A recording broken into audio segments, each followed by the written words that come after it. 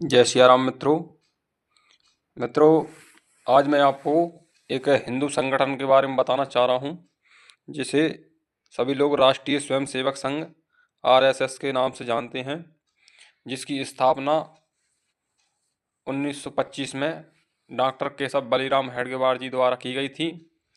और मित्रों, जो संघ की स्थापना की गई थी उस समय देश की स्थिति बहुत दयनीय और बहुत ही खराब थी। और उस समय कुछ राजनेताओं को, जो देश के नेता लोग थे, उनकी भी विचारधारा हिंदुओं के प्रति कुछ ठीक ठाक नहीं थी।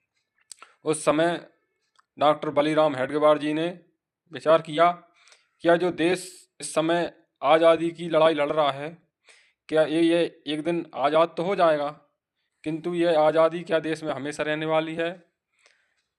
तो क्या या फिर स्थायी अस्थायी होकर के क्या ये पक्का है कि देश दोबारा गुलाम नहीं होगा? तो बंधु, ऐसा विचार करते हुए डॉक्टर बलीराम हेडगेवार जी ने संघ की स्थापना की गई और एक मोहिते के बाड़े में छोटी सी एक शाखा से प्रारंभ की गई, जो देखते ही देखते जिसका जो विस्तार हुआ आज 100 साल में।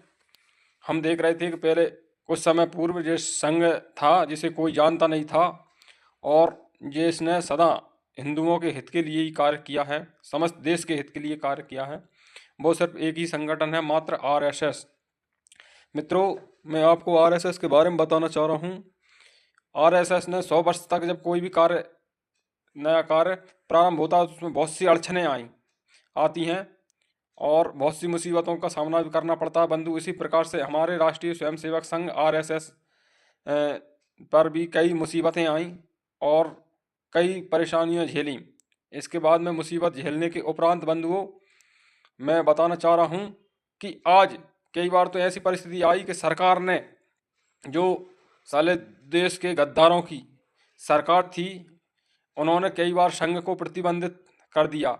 जिस समय, जैसे कि राम मंदिर के समय पे जब बाबरी ढांचा गिराया था, उस समय हमारे देश में आरएसएस को बैन कर दिया गया था और ये सूचना कर दी थी कि कहीं भी स्वयं सेवकों की शाखा दिखे उसे शाखा न लगने दी जाए। तो बंधुओं, ऐसी परिस्थितियों में भी हमारे संघ की कार्य पद्धति निरंतर चलती रही। और बंधुओं, आज जो संघ की स्थिति है, आज देश पूरे देश में 98% मंडलों में, नगरों में और ग्रामों में शाखाएं लग रही हैं, और जिससे हमारे स्वयंसेवक तैयार होते हैं, वो सदा ही देश हित के लिए और अपने धर्म के लिए ही कार्य करता है। जय श्री राम मित्रों।